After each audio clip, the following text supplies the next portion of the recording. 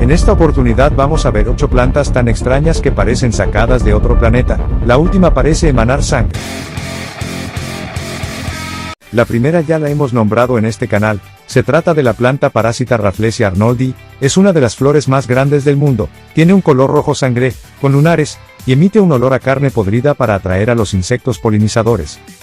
Welwitschia mirabilis, se encuentra en peligro de extinción, y es la única especie de un único género, se cree que pueden llegar a vivir más de 1000 años, hasta 2000, tiene una única raíz muy larga, que brota desde la base de un tronco que, aunque es leñoso, almacena agua. De este tronco salen 2 hojas, que cada año aumentan entre 8 y 15 centímetros, y por donde capta el rocío nocturno del desierto. Dracaena cinnavari.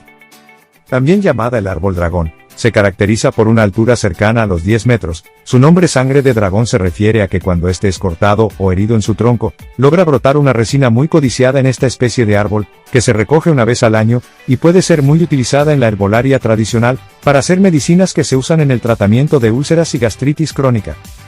Ignora africana, es una verdadera planta de rapiña que se alimenta de otras especies para obtener sus nutrientes.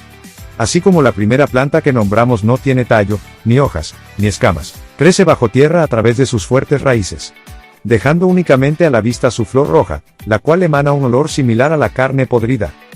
La Puya raimondi, esta planta es capaz de producir hasta 6000 flores y entre 6 y 10 millones de semillas, además solo florece después de 100 años, y lo hace una vez en toda su vida y muere después de este proceso.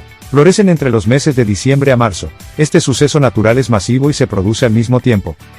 Anastatica yelochuntica, tiene la capacidad de revivir una vez seca, cuando se encuentra en un clima muy caluroso, sus hojas y sus flores comienzan a caerse, las raíces se desatan de la tierra, las partes se encogen y doblan formando una especie de pelota con hojas secas, también puede desplazarse con la ayuda del viento varios kilómetros.